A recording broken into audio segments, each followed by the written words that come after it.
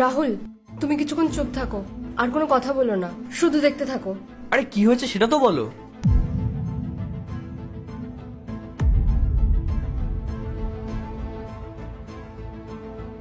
খাবার রান্না করেছো তুমি? এখনো করিনি মা, এই আমি করতেই যাচ্ছিলাম। কেন করনি তুমি? কতবার বলেছি আমি বাড়ি আসার আগে খাবার রেডি করে রাখবে, করনি কেন তুমি? মা, আসলে আমার খুব মাথা ব্যথা করছিল, তাই আমি ভেবেছিলাম কিছুক্ষণ পরেই রান্না করে দেব। মাথা ব্যথা করছিল? তাহলে আমি রান্না করব নাকি? আরে আমাকেই যদি রান্না করতে হয় তাহলে তোমাকে কেন নিয়ে এসেছি? একে তো রান্না করেনি, তার উপর আরাম করে বসে আছে। যাও গিয়ে খাবার বানাও এখন।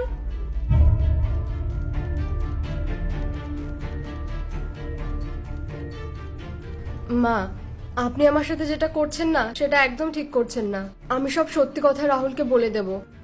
আচ্ছা, তুমি আমার ছেলের কাছে গিয়ে আমার নামে নালিশ করবে? আর তোমার কি মনে হয় আমার ছেলে সেটা বিশ্বাস করে নেবে?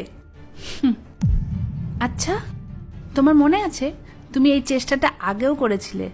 তার থেকে ভালো হবে তুমি 15 মিনিটের মধ্যে আমার খাবারটা রেডি করে দাও, না হলে কি হবে সেটা তো তুমি বুঝতেই পারছো। ঠিক আছে মা।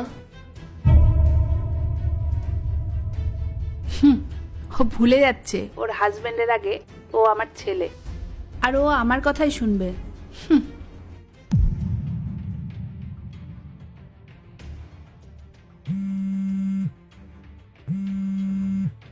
আরে আমার ছেলে। হ্যাঁ বল বাবু। হ্যাঁ মা, আমি এমনিই কল করেছিলাম। তুমি খাবার খেয়েছো? কোথায় আর খেলাম, তোর বউ তো রান্নাই করেনি, সেই সকালে কোথায় যেন বেরিয়েছে। এই যে আমি এখন রান্না করছি। আচ্ছা, তুমি খাবার বানাচ্ছ, আর মেঘা কোথায়? আরে বাবু, তুই অফিস যাওয়ার পরেই ও বেরিয়েছে। ও মনে হয় ওর বন্ধু বান্ধবীদের সাথে আড্ডা মারতে বেরিয়েছে। ঠিক আছে, আমি সন্ধ্যাবেলা বাড়ি আসছি, তারপর আমি ওকে দেখছি। বাবু তুই আমাকে নিয়ে কোনো চিন্তা করিস না, আমি খাবার ঠিক বানিয়ে নেব।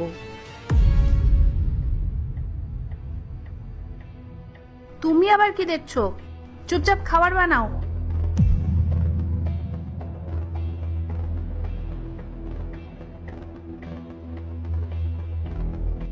মা কোথায়?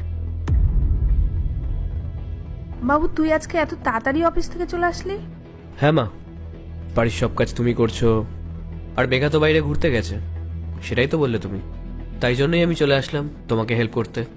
হ্যাঁ, ও তো বাড়িতে ছিল না, ও এই মাত্র আসলো, আর এসে দেখ কেমন নাটক করা শুরু